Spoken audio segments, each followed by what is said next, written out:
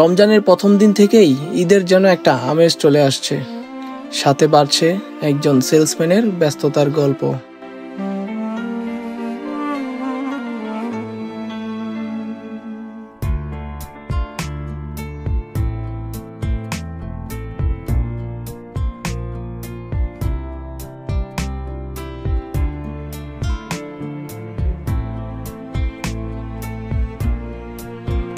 প্রতিদিন দোকানের কাজ, কাস্টমারের চাহিদা মেটানো আর ইফতার করার মাঝেই কাটছে প্রতিটা সময়।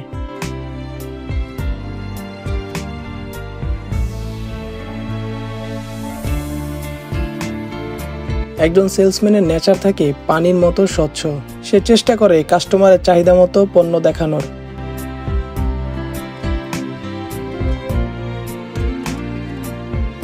একটা কাস্টমারের কাছে পণ্য বিক্রি করার জন্য তাকে শুরু থেকে শেষ পর্যন্ত অক্লান্ত পরিশ্রম করতে হয়।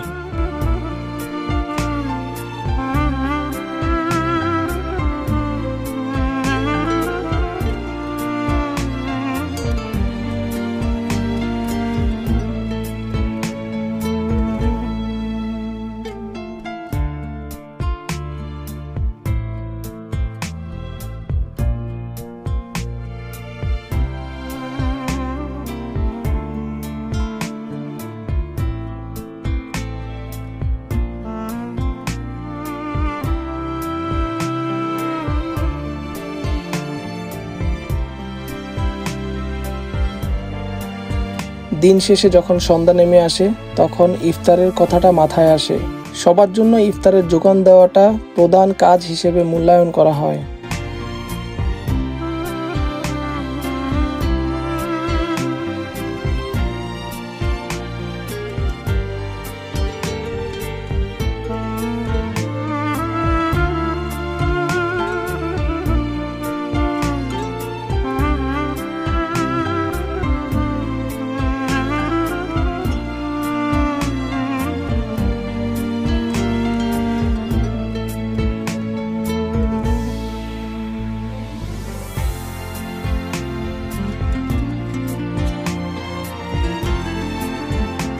দোকানের প্রতিটা ক্ষেত্রে একজন সেলসম্যানের সহযোগিতার প্রয়োজন অপরিসীম।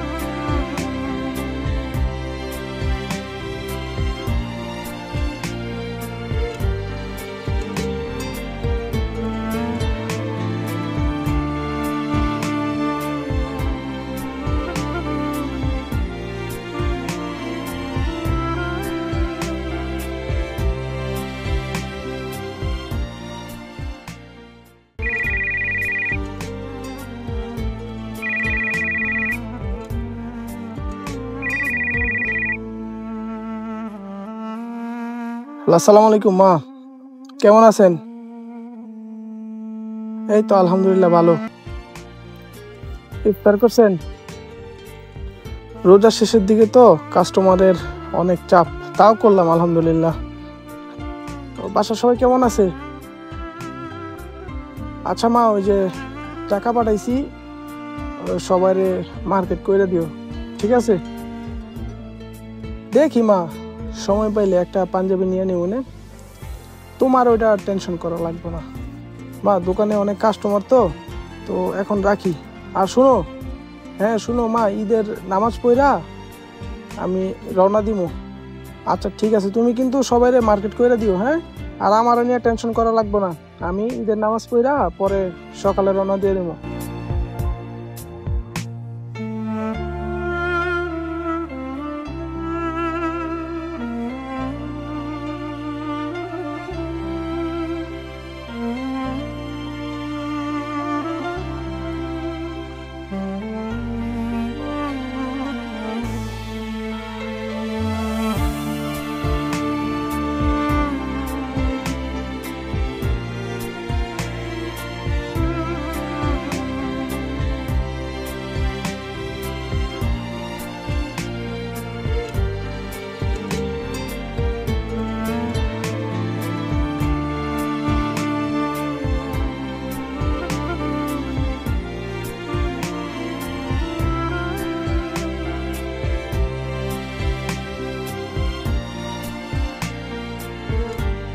ভাই, ঈদ তো আইসা পড়লো, বাড়ি যাবেন না?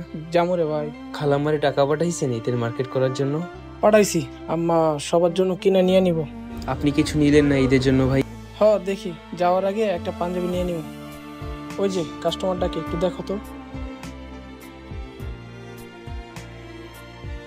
কখনো কখনো দোকানের ভিড়ে আমরা নিজেদের হারিয়ে ফেলি। চারপাশে কাস্টমারের চাপ, সবকিছু মিলিয়ে সময়টা চলে যায়। কিন্তু দিন শেষে এটা শুধু একটা চাকরি না, আমার জীবনযাত্রার একটা অংশ। রমজানের 30 দিন এভাবেই পার হয়ে যায়। বিদায়ের সময় হয়ে গেল, সবাই সবার পরিবারের সাথে ফিরবে। আমি যাচ্ছি প্রিয়জনের সাথে ঈদ কাটাতে। কিন্তু একজন সেলসম্যানের ব্যস্ততার গল্প এভাবেই চলবে। সবাই ভালো থাকবেন। ঈদ মোবারক।